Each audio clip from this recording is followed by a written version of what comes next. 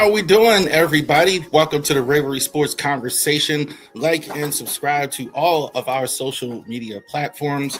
So we appreciate all of you as well. Up to almost 400 on Facebook as well. Over 150, getting their 150 mark on YouTube as well. All of our platforms are really moving. I'm actually somewhat surprised this time of year.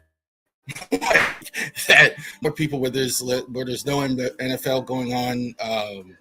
Nothing really but MLB that we're moving more now than we were. So I'm really grateful for that as well. Genesis Notary Services in Facebook, on Facebook. So definitely check us out if you're in Winchester, Virginia. If you know, you know. I am taking 3 days off here for the notary business here this week. So I will be back on Thursday. So I will not be taking any notary appointments from Monday to Wednesday as well. So just keep in mind that. Harris Legal Shield, definitely go to Harris Legal Shield and definitely check us out there as well. So again, same thing, taking 3 days off, which I've almost never done. 3 days off. I'm not going to be working there with the notary service there for a couple of days, taking a couple of days off. So I will be not doing that. But definitely leave me a message if you need any help. We're happy to help you on Thursday after that as well. And now, here we go. We got Sam Nelson, the leader of 609 Sports Talk in the New Jersey area as well. And I was just telling Sam off camera, man, hearing how he does it, he sounds like a New York guy. I can hear I know you said you didn't like, but I can hear the Mad Dog Russo in you. I can hear the Craig Carlton, et cetera, there as well. So thank you, sir, for joining us here as well. How are you doing today? I'm doing great. Thank you for having me. All right, man. So let's go ahead and get it going here. What's going on in the NBA? I know you follow the NBA content. I was watching you the other night there as well. How Philly fans got to be ecstatic, right? That you got Jaylen Brown away from the Celtics. I mean, you guys are on the good side of this trade as well. How are the Philly fans reacting to? I think this puts the Sixers as the number one team in the East. I would think. Like after this trade, I mean, you didn't give up Maxey, you didn't give up Edgecombe, you didn't give up Embiid. You got Jaylen Brown, who's a top 10 player in the league. Well, the funny thing is the original trade package, when these two teams got together the week prior to the trade, the original asking price for the Celtics were Paul George, VJ Edgecombe, and 5 first-round picks. That's what they asked for. And Mike Gansey came up and said, look, I'm not giving you probably my best young player. Not that Maxey's not a good player, but Maxey's been in the league now for like 5-6 years. But VJ's just getting into it, just coming into his second year this year. So I understand that. This is probably the best us Sixer fans have felt probably in, oh, good Lord, it's been a minute. Probably since the process started back 10 plus years ago. I'm going to be completely honest with you. When this trade went down, I thought I was being punked. I got a message on Facebook saying that the Sixers agreed to a blockbuster deal for Jaylen Brown, and I said, stop messing with me. I'm not in the mood for a juke. I then go on my Twitter, I check my Shams report, and I'm like, we got who? In exchange for who? The fact that they managed to get this deal done for just Paul George and his contract. Now, again, they got to take Jaylen Brown's contract, which is a year longer than Paul George's. But here's the thing. I'm trading a 36-year-old who, with no disrespect to Paul George, I love Paul George. One of the best players I've ever watched as a two-way player. Hall of Fame career, Paul George. Hall of Fame career. I mean, you could argue maybe not, but certainly in the Hall of Fame discussion what he's done. Without a doubt. And again, it's not that he's not a good player. It's just he's not the player he was 4 or 5 years ago. He's 36. So you not only get 7 years younger with Jaylen Brown, who is 29 in the prime of his career, coming off one of the best seasons of his career. I know the Celtics front office and people in Boston didn't like his remarks of saying this season was his favorite. And of course, they, tried to say that analytically, Derek White had a better season than him, which is completely outlandish. That's not true whatsoever. But to get a guy of Jaylen Brown's magnitude, an NBA champion, an NBA Finals MVP, he's played at the biggest stage of his career in the NBA Finals. Like you said, top 10 player in the league. To add that to a team that has got two young guards and Tyrese Maxey and VJ Edgecombe. Maxey, we know what he does on the offensive side of the floor. VJ Edgecombe, I think, is going to end up being one of the best two-way players in the league with the way he can. I mean, he is 6'5". He's a little shorter for like a very indicator who doesn't be about 7, 6'9", but ultimately, offensively, to be honest, a lot better than I expected in his rookie season. I mean, came out opening night in Boston and dropped 35. When I watched that, I was like, oh, we may have something here. I got something to be excited for. Very impressive. Very impressive young player, especially not easy to play a similar position as Maxey and develop the way he did. I really like the way they played together as well. That's what you saw there with those. Go ahead. I'm sorry. Well, you're good. And especially what you're saying about VJ is true, because the other thing that's very impressive is the fact that, let's be honest, before this trade, Joel Embiid handles a lot of the offense. Tyrese Maxey's your main ball handler. He's your point guard. The fact that VJ was able to take on a role and play so well off the ball in his rookie season is something that was a breath of fresh air, because that's the one thing this team needs. Guys need to be able to play off ball. And honestly, I also think the addition of Jaylen Brown is going to help Tyrese Maxey play better off the ball, because in my opinion, I think Tyrese Maxey is a better three-point shooter when he's playing off the ball instead of trying to do his isolation dribbling and trying to create himself a three-point shot. That's when late in the season, that's when his three-point percentage starts to dip, is when he's trying to iso ball his way into getting separation. But when you see early in the year when Embiid's got the ball and he's in that little mid-range area or he's down on the block and they leave Maxey open, he is a lot more consistent shooter off the ball. So I think adding Jaylen Brown to this mix, another guy who does need the ball in his hand, and that's the one thing when we get to the season we'll have to talk about. A lot of guys that need the ball in their hands, and I'm okay with that, because the thing is, the other thing, the biggest takeaway with this trade is Joel Embiid. We know how great of a player he is. I don't think anybody can deny, when healthy, that's a top 3 player in basketball. The problem is what I just stated, when he's healthy, and that's almost never. And it's not a knock on him. I love the guy. But now, I think we've reached a point with Joel with I will have to question every year now, will he even play 50 games a year? And I hate to say that, but I remember when they signed him. Go ahead. I remember when they signed him, the Joel Embiid contract. I remember saying this was the worst contract ever. And he proved me wrong. He's been really good. And yeah, you're right. He's injured like all the time as well every year. And so now you don't even need to worry about what Joel does, right? That's just icing on the cake, whatever you're getting from Joel at this point, right? With what you've assembled. Oh, yeah, because again, let's be generous. Let's say he plays 50 games next year. So that's 32 games he's going to miss. The problem is they've never had a roster constructed around the time he misses. So basically, no offense to Embiid, when he misses time, a lot of those games are chalked up losses because there's no way to make up for that offensive production. Now, when there are games where he will load manage, like he won't play back-to-backs, he'll probably play, if they have a game every other day, probably the 4th game he'll miss after playing the first 3, whatever. Now you have that offensive production when he's not on the floor with Jaylen Brown. You just added 30 points a game to your lineup compared to Paul George, who was giving you 18 to 20. And look, again, I appreciate Paul George for what his time was in Philly, even though it was short-lived. But, that we don't win that Celtics series without him. He played amazing defensively. He spaced the floor, shot the ball well from 3. But if you go back into the second round against the Knicks, you saw those games. First quarter, he's letting it fly. He's got 12, 14 points a quarter. Old legs get tired quickly. And towards the 4th quarter of those games, you saw Paul George, that age starts to show. Yeah, you're right about that. What's going on in the NBA? We see some weird trades. First, a couple years ago, the famous Luka trade, even though I'm a Laker fan, I'm on the other side of that. Luka, and then for Anthony Davis, to me, uber weird.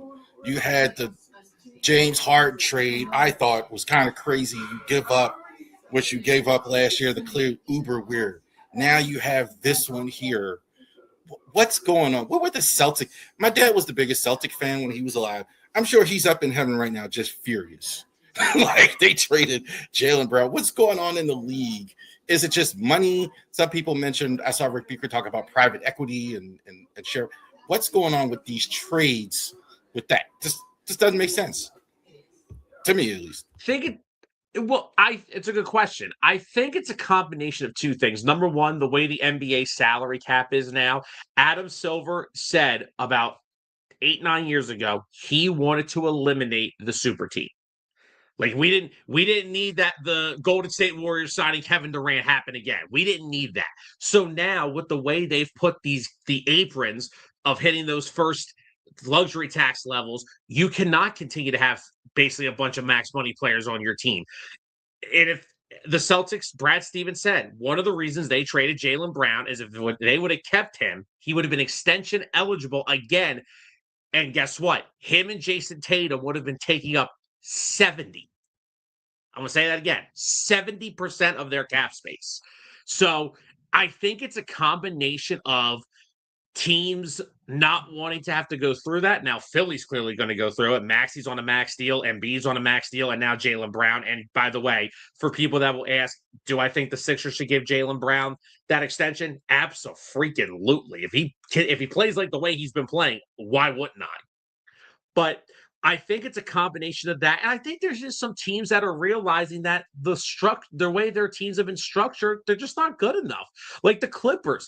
Now, the Kawhi Leonard trade we have to wait for because there is that investigation going on. We have to wait for that to be finalized. But the Clippers, they weren't going anywhere. They were kind of just like middle of the pack in the West. And you as a Laker fan know the Western Conference is a bloodbath every year. The 8th seed has 52 wins.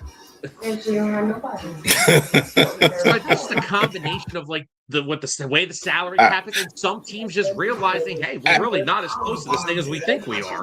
I do get that with the cap. I totally understand that, but also what I mean too is get something, right? You didn't get like you trade to the Sixers. You don't get Maxey. You don't get Edgecombe. That certainly would be a numbers-friendly thing. You don't get, you trade and you get Harden. Like, what do you do? Like, why aren't you getting, draft capital? Like, you're not even getting that with some of these trades. Like, you're just giving guys away practically. I mean, you're getting some vets, but go ahead. I'm sorry. Oh, no, you're fine. No, you're good. And here's the thing. That's the other thing that I'll say as well. I think a lot of that still has to do with the salary cap because I guarantee you in these negotiations, teams are saying, listen, all due respect, I know how great put name here is a great player, but if I got to pay him a max contract in 2 years, I'm going to need to have draft picks so I can fill out my roster around that player. So that's a big reason why draft picks aren't always involved now because I'm sure when the Celtics asked for 5, and VJ Edgecombe, Mike Gansey said, well, wait a minute. I am taking 3 years of his money off your books. I'm giving you 2 years back with Paul George, but you're getting out of this a year earlier now instead of 3, which now after the 3 years with Jaylen, I'm going to have to pay him again if he's still playing to this level. I could give him a 2-year extension and max him out again. But guess what? That's going to take up a lot of my salary cap. So guess what? I'm going to need VJ Edgecombe, and I'm going to need my draft picks because when my money's tied up in Joel, Jaylen Brown, and Maxey, I need something to put a roster around these 3, which is why I think another reason why there's not more draft capital being thrown around anymore. And you're seeing, because now you're seeing draft picks, we're seeing draft picks 8 years down the road being traded now. I hate that. I absolutely hate it. I think part of that, too, I know why the NBA has that, because you can't trade back-to-back years like you can in the NFL. So you have to sparse it out. You can't trade 3 straight picks. You have to trade 1 year and then the following year. And then if it's 4 picks, well, you're all waiting in 2034 or something like that, like trading picks as well. Real quick, LeBron rumors, buy any of that? I'm not sure I buy it, but to the Sixers, some people are saying, if you listen to ESPN, they're saying LeBron and all that to Sixers. Is that possible? Is that something that you think? LeBron, if the reports when he said he'd be willing to take very little money, like the vet minimum, to certain teams, it's very much a possibility in Philadelphia because, of course, the Sixers now don't have much cap space left. They've used it up. They picked up, again, getting Jaylen Brown. That contract comes over. They picked up Anthony Simons to play off their bench, which is another great move. They signed Dean Wade. Not to get anyone mixed up with the other D Wade, not that one. But, they've spent a little money, and now I think there is a realistic shot of this happening in Philadelphia because Brian Windhorst came on the other day on ESPN and said the Cavs believe that he's close to reaching a deal in another city. And if you look around, the betting favorites are the Sixers or the Miami Heat. I mean, we know Rich Paul, his agent, has that podcast with Max Kellerman, and Bob Myers was just on it. Now, Bob Myers runs the sports department for Harris and Blitzer, who are the Sixers ownership group, and he's works very closely with Mike Gansey, helping him, and they both are basically running the Sixers now. So I think there is a very realistic shot of this happening. And I will say this, if it does, the expectations in this city are going to explode. Oh, yeah. I think it's Golden State for LeBron, and then But I do think Philly's the obvious choice now. If it doesn't work out in those places, which it may not, I do think that's realistic. I'm not sure Golden State, Cleveland can work out the numbers, can work it. I think maybe those are things, but I think Philly is in play, and I don't believe a lot of what Paul says. His job is to get more money, right? Exactly. His job is to get leverage. He's literally paid to get leverage. I don't know why people are upset with him. I mean, he's supposed to do that. He's LeBron's agent. That's his job. Yeah, he's supposed to create that. So I don't know what the thing is.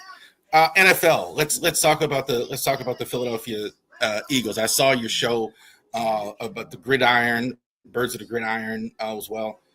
I didn't know how to approach the whole Sirianni and Hurts thing, but you really were kind of defending them a little bit. I think Hurts is really underrated as a quarterback. I don't know why anybody doesn't have him in the top 10 as well, but I'm going to ask the obvious question first. A.J. Brown and Hurts, what happened? I mean, to me, that was crazy. Why was Brown even upset? I mean, what does he think is going to happen on another team that he's not getting in Philly? Okay, this is going to be a very interesting conversation now. So look, first off, here's the thing. A.J. Brown wants to be the number one focal point in an offense.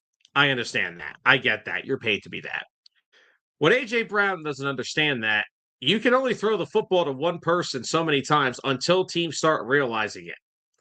And every time, we know A.J. Brown loves his cryptic tweets and Instagram posts and whatever. This almost starts every time the Eagles would play and Devontae Smith was having big nights. A.J. felt a certain way.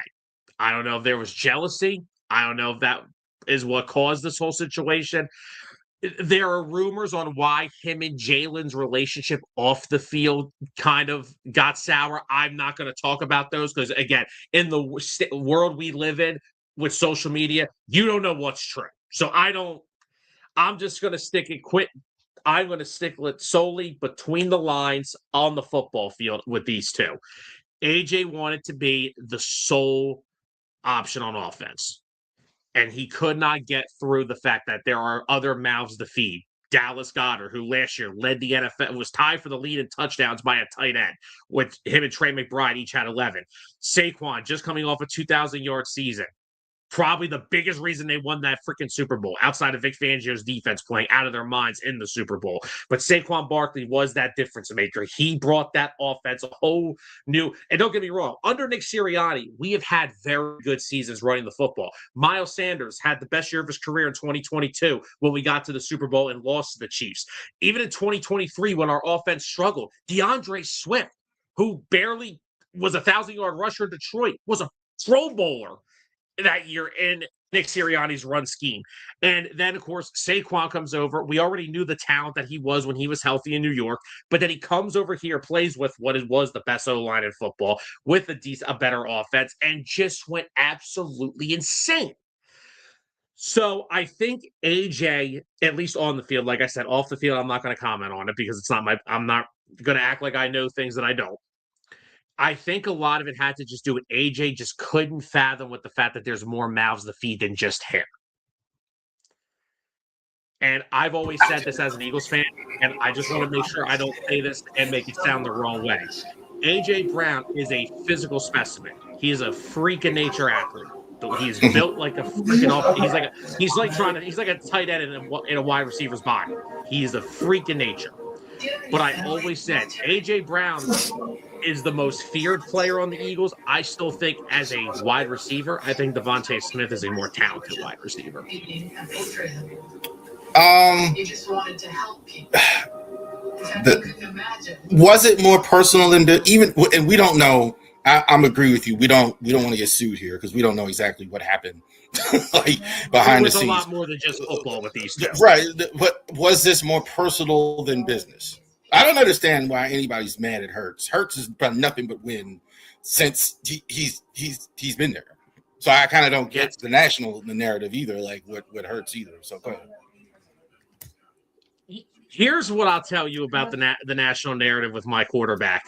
And I want to point this out first. I've said this on 609 billions of times. I was a Carson Wentz guy. That was my guy, and I will stand by it. If he never gets hurt, we got robbed of one of the best quarterbacks we could have had in the history of our franchise. However, what happened. Injuries and all the other stuff that went down with him, it happened. You can't turn back time with this. I was not a Jalen Hurts guy in the beginning. I thought there was a lot of flaws in his game, but as time went on and I watched him, there was a game in 2020, which was his rookie year. Wentz officially got benched and he went out to Arizona. The Eagles were not a good team in 2020. They won 4 games. And I watched this guy go toe for toe, throw for 300 yards, rush for almost 100, and led the game-tying drive and almost got them in a position to win the game. And when I watched that game, I said, this guy, if he can improve, can play. This guy can translate in the NFL because no matter what his numbers look like, you will have a chance to win football games. And ever since 2021, this team has been a play. This is why I don't understand what the thing about Hurts or Sirianni. That's why last night I led toward Jalen. But then towards the end of the conversation, if you notice, I kind of started to just put them together because these two have given this city the best stretch of football since the Andy and Donovan McNabb days. And if we're being completely real, they've been better because unlike Andy and McNabb, they won the damn thing. No disrespect to Andy and McNabb. They were great here. I don't want to disrespect them. But in Philadelphia, you're based on what have you done for me lately? And no offense, they didn't win. They had one chance to win, and they lost it, and they never got back. These two lost it against KC the first time, and you're like, damn, the history doesn't usually go well with this. They got back 2 years later against the same Chiefs team. Not only did they get revenge on that team, they beat the freaking doors off them. Like the Chiefs didn't cross midfield till the third quarter. They dominated them the entire game. That is what I don't understand, why there is such a narrative with these two. But I'll tell you why there's a national narrative, because people like to gloss over the McVays and Staffords of the world, the Joe Burrows of the world, the Andy and Mahomes, the Matt LaFleurs. And guess what? Because their offense looks cool, it looks fun, and all these other quarterbacks are throwing for 400 yards a game. But then you got this team in Philadelphia that, in my opinion, this is what I call it. I call it 1980s football. We just run the football for 150 yards a game. We throw for barely $125. But guess what? At the end of the day, we're walking out with wins. Last time I checked, I'm not here to put up nice numbers. I'm here to win football games. And as long as these guys are winning football games, I literally said, I don't care if we only pass for 5 yards in a game and we win 2-0 on a safety. I don't care. I want to win. That's all I care about at the end of the day. And as long as these two win football games, why is there a problem? Because how it looks? Okay. It looks fine to me if you win. I mean, that's I could tell you that right now. We have in our podcast group at Driving to the Top Productions, our Ohio State guy. He's just always killing, just use for example, Ryan Day. Ryan Day has won a national championship. He's lost to Michigan several times. Ryan Day's lost 12 games in 8 years. like, I don't know what more you want. And it's kind of seen, it's the same thing with Sirianni. Like, how much winning do you need to do and hurt before you get some respect? We're still hearing kind of the same narrative with those guys. I mean, don't get me wrong, they have great Eagles have great defense. I think they have a great defensive system. You mentioned Vic Fangio, brilliant. Yeah, but I don't know. I don't know why these guys don't get the respect that they should, considering how much winning they've done, how successful they've been. Because it's Philadelphia, and no, but the national narrative doesn't like Philadelphia. That's why I say if LeBron James comes to Philadelphia, ESPN may have to shut down for a month because they may not be able to. Colin Cowherd won't have a show because he'll be disappointed because none of them like to talk about Philadelphia because we're not, it's the, oh, you threw snowballs at Santa Claus in 1960. Like, it's all that crap. That's why Philadelphia gets the disrespect that we get. Also, just to bring up what you said about Ohio State, as a 30-year-old depressed Penn State fan, I don't want to hear about Ohio State fans complaining about Ryan Day, okay? I take Ryan Day all day and twice on Sunday, even though I am excited to see our new era with Matt Campbell, so I don't want to sound too upset, but after watching James Franklin for the past decade, I don't want to hear Ohio State fans complain about Ryan freaking Day, okay?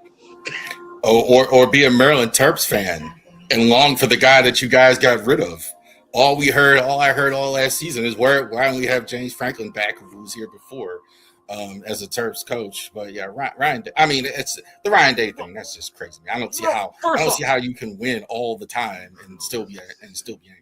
Go ahead. I'm sorry. Well, first off, let me come up and say this: I am not one of the people that hated James Franklin. I went to bat for James Franklin a lot. It's just when even in college, especially now in the era we are with NIL and the transfer portal, where basically college football is becoming a minor league NFL league because so you saw Indiana this past year. You're going to have to start winning a national championship within the transfer portal. Recruiting is going to get killed more by this because, no disrespect, just this past week, Penn State lost Khalil Taylor. He had committed to Penn State when Franklin was here. Then he decommitted when he was fired. But he kept the door open for Penn State to come back after they got their coaching search hire situated. So Taylor took a visit here, and it seemed like after that weekend, they had him and Deshaun Hall, who is also a 4-star recruit for the 2027 class. They both had really good visits to Penn State, and they looked to be the favorites to land both of them. Well, fast forward now, Deshaun Hall committed to Auburn and Khalil Taylor committed to Nebraska. And they just lost Aiden Gibson, who decommitted from Penn State this past week. Yes, and he went to Rutgers. No disrespect for any of those schools. When in the world is somebody picking Rutgers over Penn State? And I'm not, there are schools like Penn State, Clemson, that are just sticking with the old ways. There are some schools that are having some success with it. But right, Indiana's blowing it out of the water. Who wants to go to Indiana, for God's sake? Even before that, he was doing well at James Madison, which is like the closest school to here. Like, who wants to go to James Madison? I'll tell you why, right? Exactly.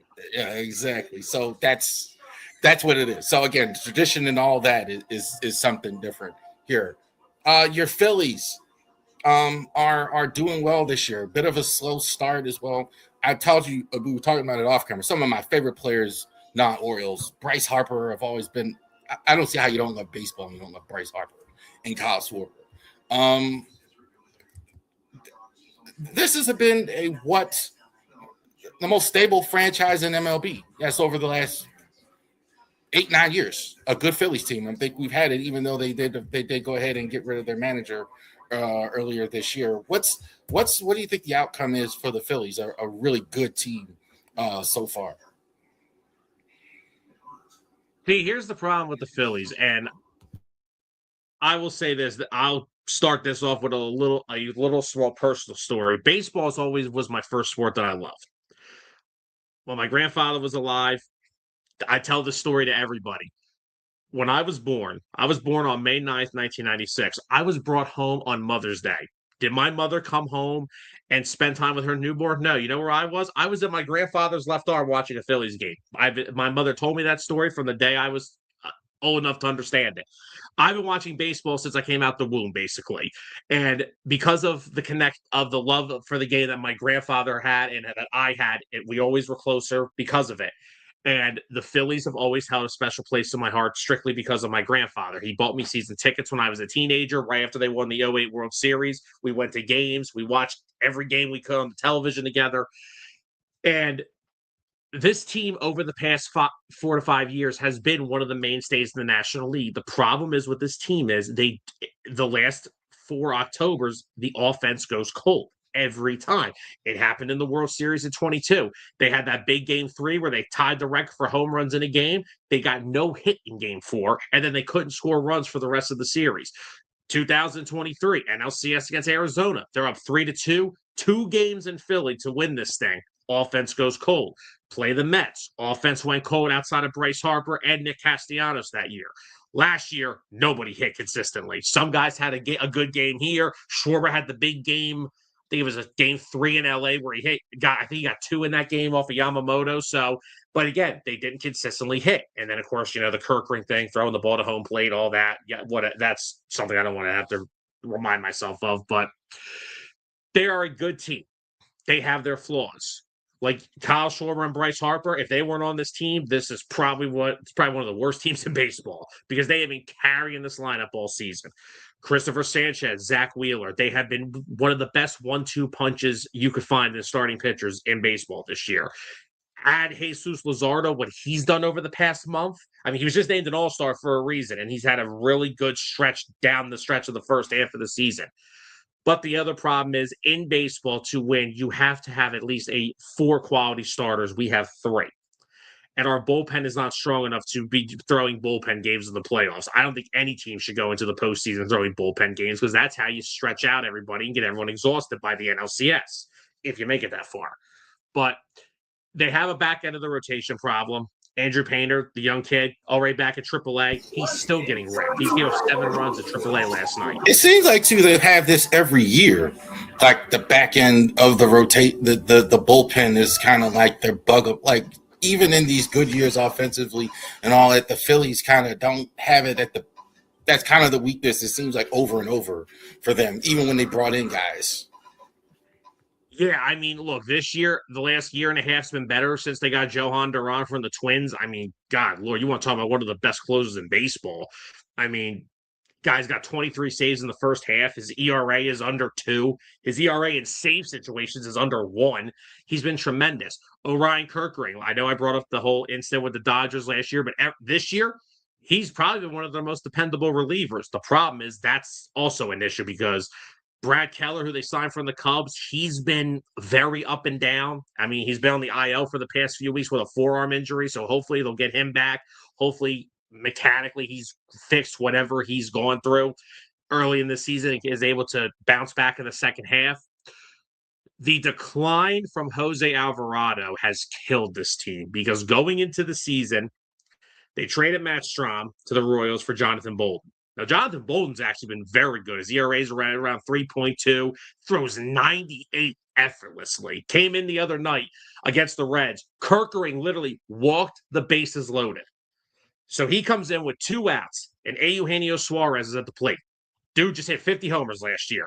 Jonathan Bolden took 98 right down the chute, said, here, hit this. He blew it by him.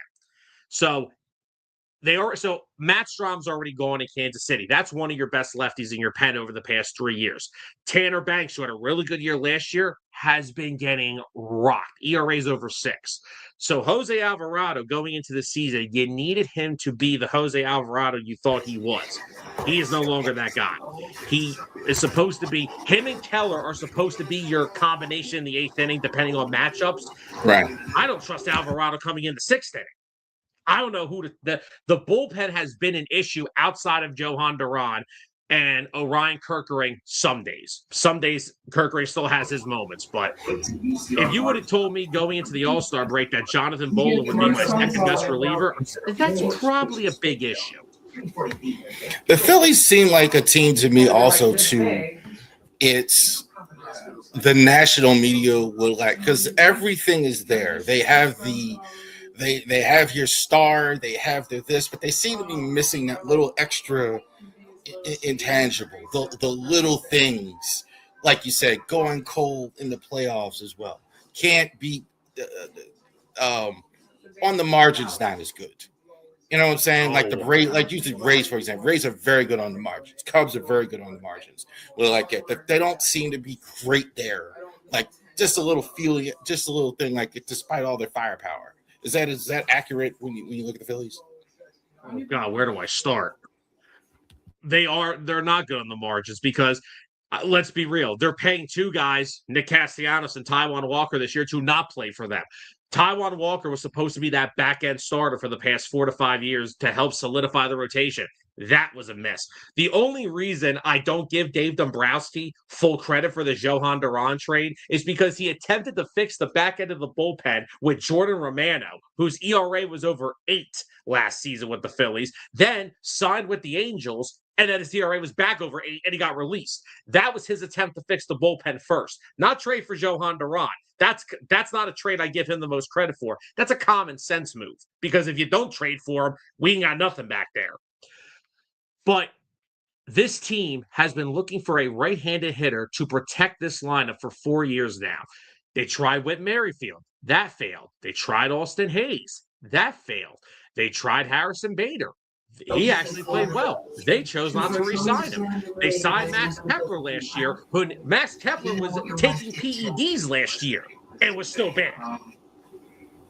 And then they signed Adolis Garcia this year, who I feel bad for Adolis because he was starting to play better when they went out to Toronto. And then, of course, he tears the lat muscle in his shoulder, throwing a ball from the outfield, and it ultimately ends his season, which sucks. He's had a lot of injuries in recent years. That's why he's not higher. Well, yeah, because he's had a lot of injuries.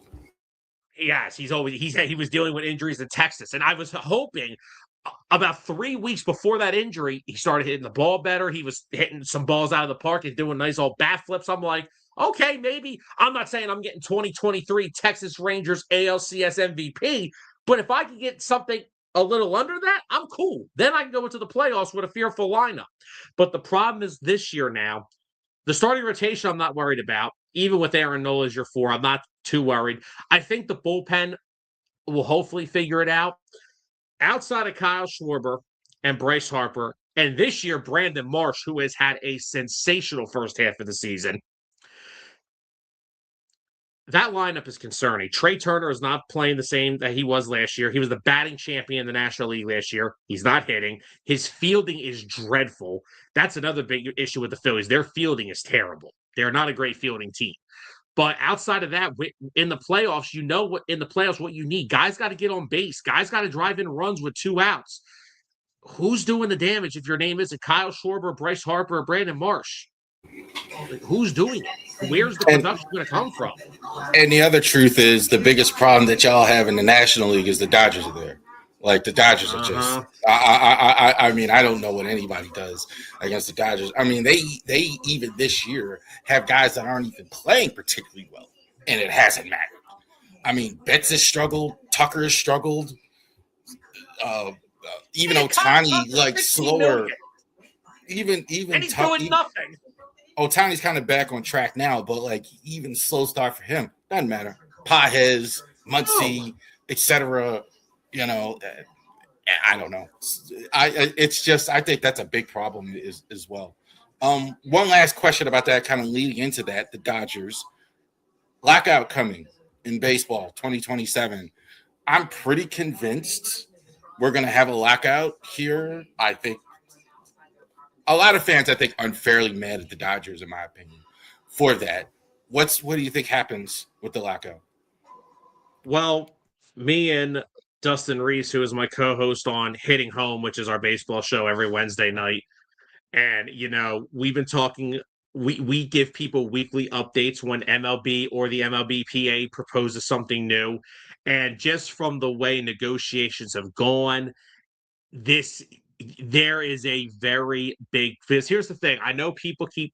Here's the thing: everyone's target is the beginning of December because that's when the CBA expires. there is still we're trying to keep people with a little tiny bit of optimism, but still be realistic. That is not the target date you need to worry about. The target date you need to worry about is the beginning of March, because if you guys remember, there was a minor lockout in 2022. The first 2 to 3 weeks of spring training were taken away because there was a small lockout. And that's when they came up with the tentative agreement that got us to this point. If you can get to an agreement before like March the 15th, you can just run up, do about 2.5 weeks of spring training, and then, all right, let's have a season, and you don't lose any regular season baseball.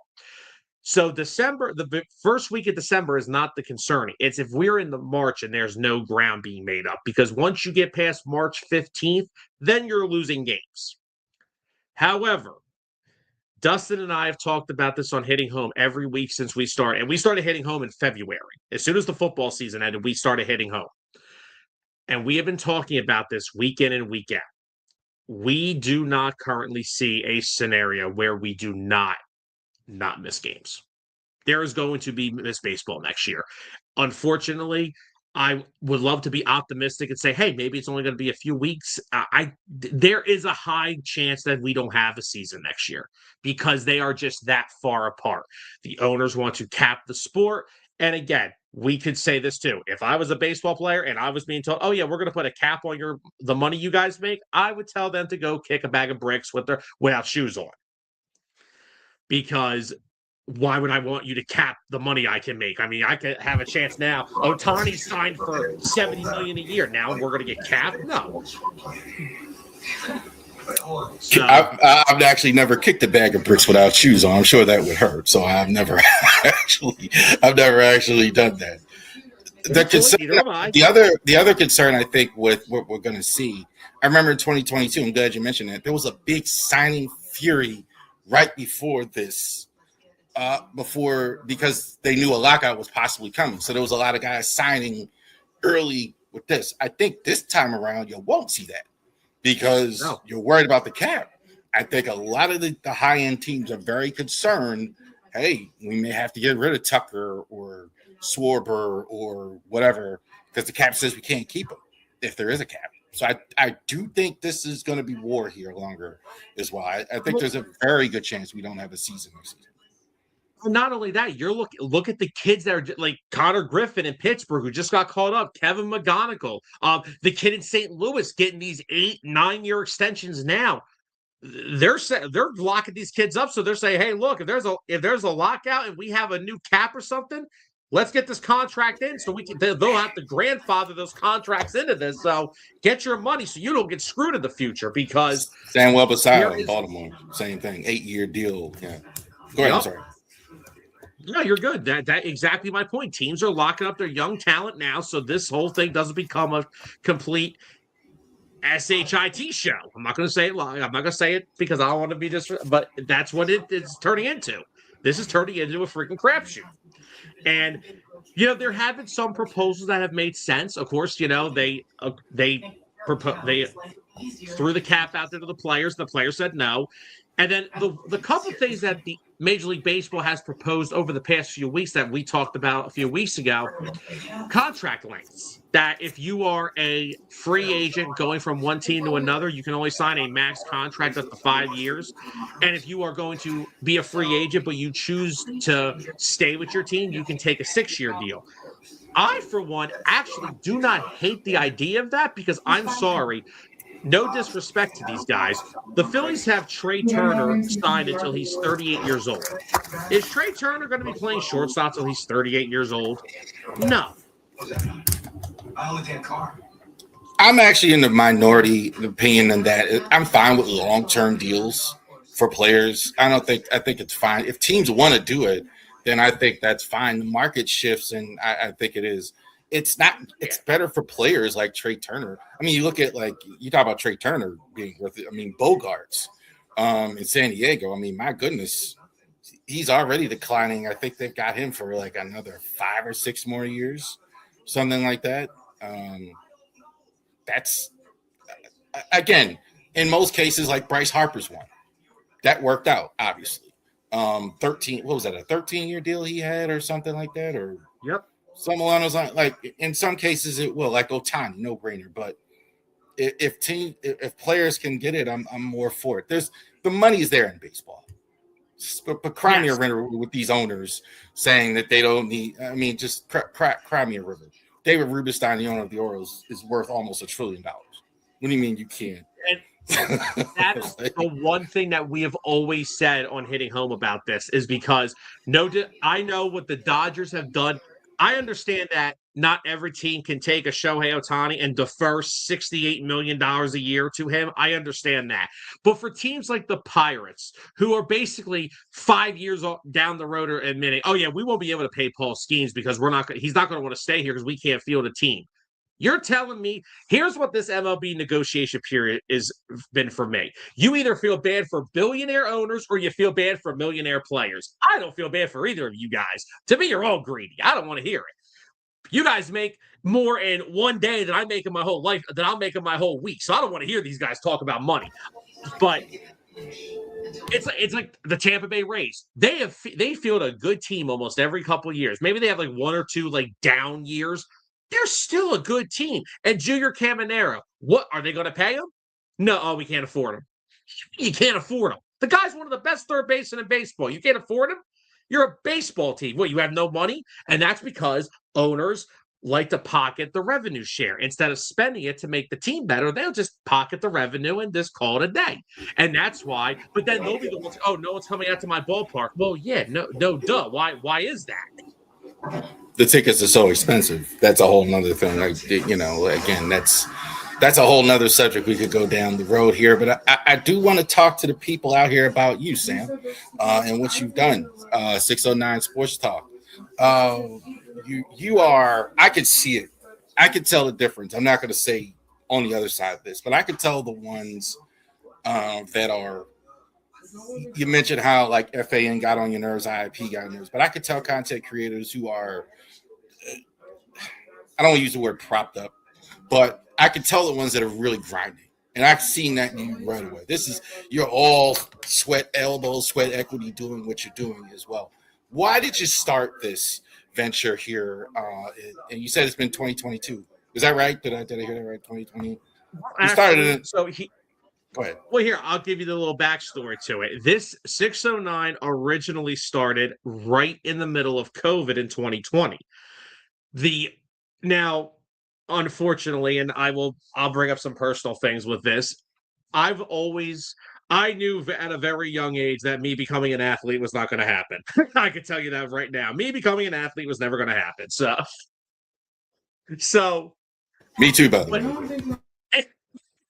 At the end of the day, no matter who I talk to, my teachers, my mom, my cousins, my friends, they said, do you do anything outside of your spare time than look up and learn about sports? And I said, no, it's been my life since I've been growing up. Like I said, my love for the Phillies and baseball. Then I started getting into the NFL. Then I got into the NBA. Then my friend took me to my first Flyers game the year after they went to the Stanley Cup and lost to Chicago. Thanks, Patrick Kane. I still haven't forgotten that, but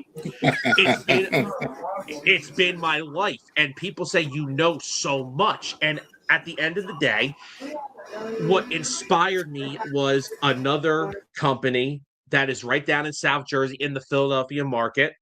And I watched them grow continuously and how awesome it was to, interact with people and talk with people. And I was like, my mom said to me once, she's like, why don't you do that? She's like, look, the world's basically shut down at this point. There's nothing for you to do. Why don't you put your mind and your effort into a project like that? I said, I'll give it some thought. Well, flash forward 2 weeks later, and then 609 was born.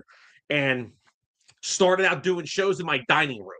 That's how this started. And it was me. And if anybody checks out our show Mondays Unbiased, that's my best friend Tyler Adams. He is the one that started 609 with me. He is actually the one that came up with the name, because that's our area code here in Trenton is 609. That's where the name came from. He came up with that.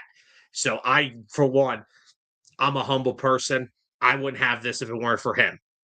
So he is the one that created the name for us. But we started in 2020 and it was fun. We were on every Saturday. We were having a good time doing it.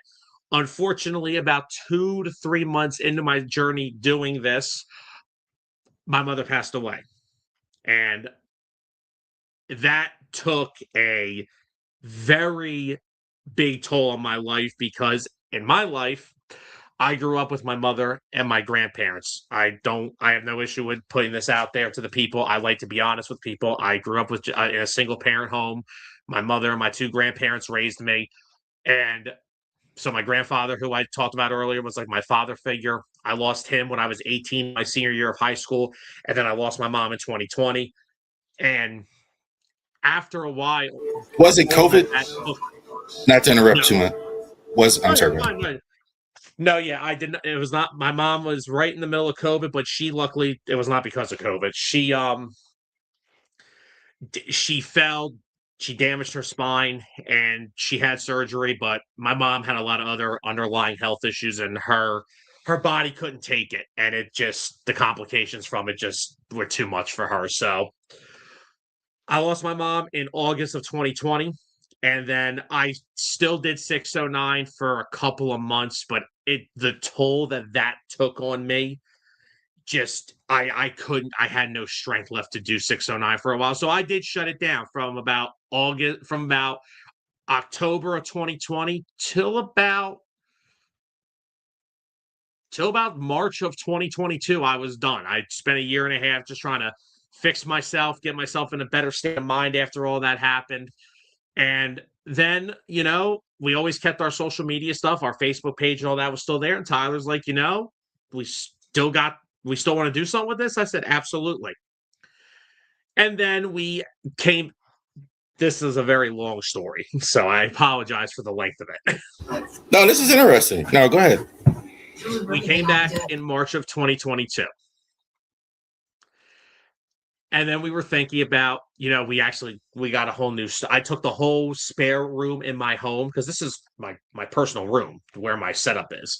But I have a spare room in my home which was being used for nothing. So we turned that entire thing into a studio. And man, do I regret losing that studio. But when we realized that doing it remotely was so much easier on us, that's why we did this. So we came back, stuck to our Saturday night show, and then we actually brought on more people. And we added a couple shows. We added a wrestling show for a little bit. We added a Monday night show. So we were on Mondays, Saturdays, and I think the wrestling show was Thursdays. So, but as any business way, sometimes you don't bring the right people in. Let's just say that. Sometimes you don't bring the right people. Not that and I'm not saying I did not bring anybody who tried to destroy what we were creating. It was more of not taking it as serious as we were. Right. So there were some very hard burnout days, and I was still, when I thought I was more recovered from what happened with my mother, clearly I still was going through I still go through stuff with that now, but it's easier now than it was 6 years ago or even 4 years ago. So you lose a parent, it never changes. Go ahead. I'm sorry. No, you're fine. You're fine. No, you're right. When you lose a parent, it's a wound that it never heals. It just gets easier to deal with. Yeah. It's never going to heal. So, and of course, my mom, another sports fanatic. I mean, God, she cried and hugged me to death when the Eagles won the Super Bowl in 2017. It was one of the greatest things we got to share together.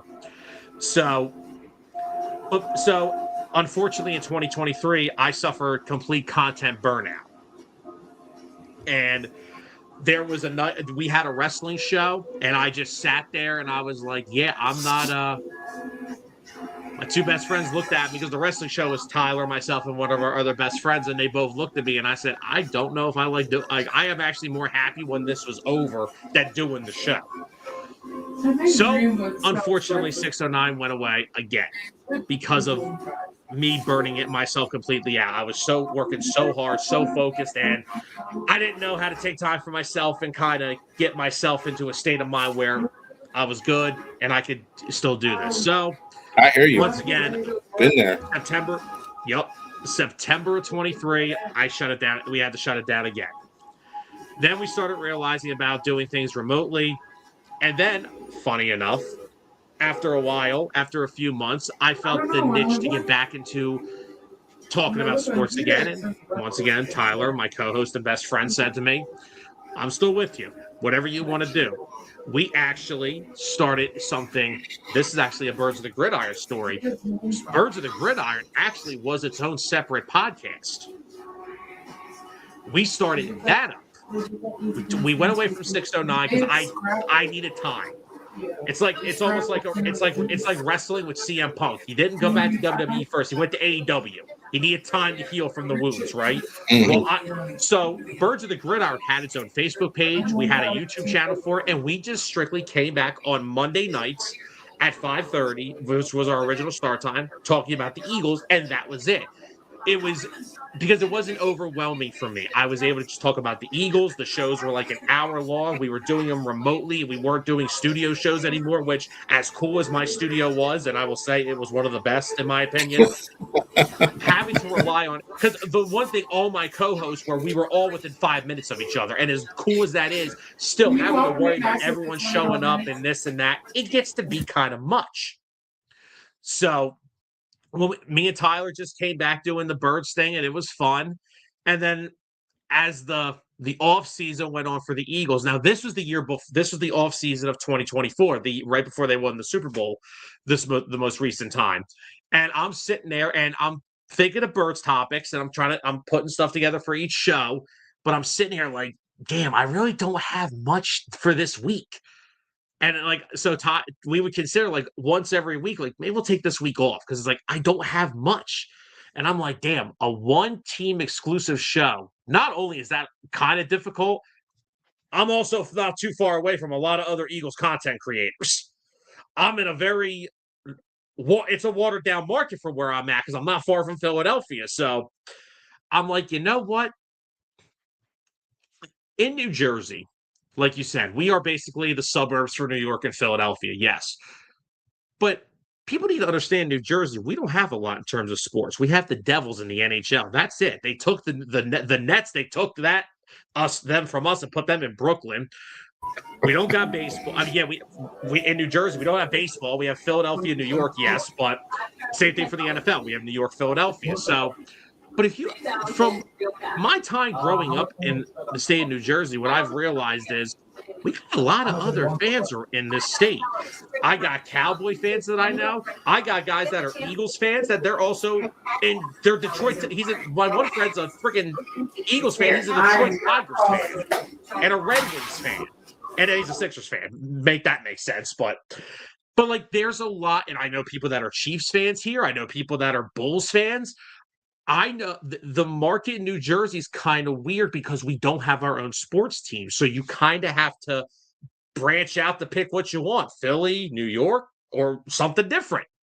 And so fast forward to the summer of 2024, and I approach and I'm like, damn, the national sports talk that I love to do, it was starting to come back to me. And I'm like, damn, I do miss this.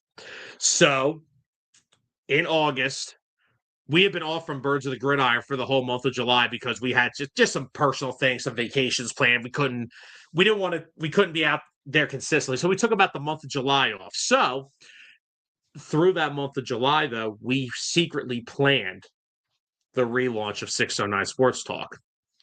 And if anybody, I mean, you commented, I think the one show, DA After Dark, that's our show on Tuesday.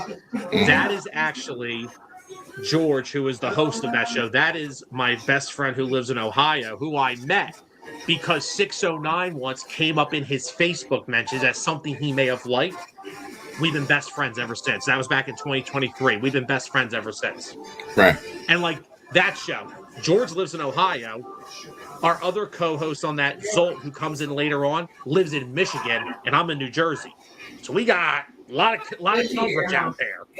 And so, like, the national sports coverage was something I love to do. I love talking about just the NFL. I could talk more than just the Eagles. I love just talking about football in general. Same thing with basketball. I love talking about basketball in general. Baseball, same thing. I could talk baseball with anybody.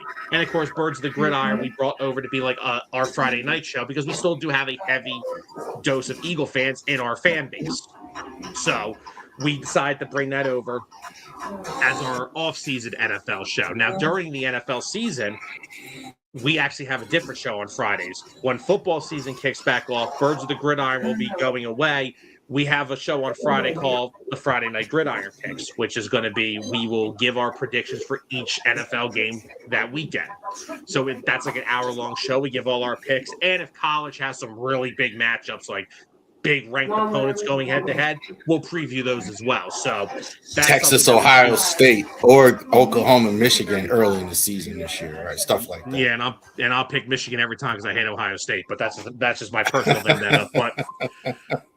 But no, so we relaunched 609 in the summer of 2024. And like I said, I apologize for this story. It's a very long, detailed story. No, go ahead. No, we're good. But yeah, so since August of 24, we went from being once a week to now we have 4 shows a week. We have Unbiased on Mondays, DA After Dark, which again is my best friend George's show. He asked me, could he bring it to 609? And I said, absolutely. He does all of our graphic art stuff, our intros, our outros, our backgrounds, everything is all him. He does it on his own, and he's super talented at it. I cannot say that enough, that he is super talented at it. And then we have Hitting Home on Wednesday nights, and then we have Birds of the Gridiron / the Friday Night Gridiron Picks on Friday nights. So we've gone from once a week to 4 shows a week now. And honestly, for a guy who, and I'm not afraid to admit that suffers from depression, which I do, and I will never, ever be afraid to say that. And I will tell people out there, if you are dealing with that stuff, do not be afraid to ask for help. Do not be afraid to talk about it, because guess what? That is what makes it better. Hiding it and trying to, as I'll say, tough guy it, that is what takes you down. Do not let that happen to you. It's a tough thing to deal with, but this right here, this is my escape from it. Because when my camera's on and I'm on this microphone, it's the best couple hours out of my day. And let me just to wrap this up, the goal that I had with 609 since coming back in 2024, in 2020, it was just a fun little thing to do. You know, the world was shut down. We had nothing to do. We had no sports going on. We needed something to do. I think our second ever show, this is how dead the world was in 2020. We did the second episode. You know what we did? We spent it recapping The Last Dance documentary. The Last Dance. Yeah, I knew that was coming. I love that thing. And so, like... because there was nothing else happening. Everybody was treating The Last Dance like it was, like actual sports going on. Yeah. So there was really nothing to do. So... It was one of the best episodes that we did. It was so fun. But and Last Dance and NFL free agency, I think, was still going on. I think. Yeah, and the NFL draft still happened that year too. The NFL is the only sport that didn't shut down. Yeah, because they didn't start back up until September. They really were going as well. Actually, that was our first episode. We did an Eagles draft recap, and that was the year they drafted Jalen Hurts. When I was still a Carson Wentz guy, that show got heated. Oh, that show got heated. This was awesome, man. Your story, I think, is why your channel is growing as well. It's very interesting as well, and the energy just flies off the screen. I don't have that. I wish I did. The energy of you just flies off the screen as a sports fan as well. It's typical New York stuff, and I think your story is pretty cool here as well. Hang off camera for a second too, if you don't mind. Once we get down here, once I wrap it up. So, just for 1 second. So I just want to thank all of you. Thanks, Sam, for joining us here as well, and tell the people where they can find you out here. If you didn't get it already. Of course, well, 609 Sports Talk is on Facebook, and of course, we are also on YouTube. That is actually called 609 Sports Talk Radio, because We're kind of going for more of that, like, we're not like on radio. Maybe one day our goal is to be there. We're still trying to build this up every single day. But right now, if you type in at 609 Sports, that's where you'll find it on YouTube. It'll come up 609 Sports Talk Radio. And on Facebook, it's just 609 Sports Talk.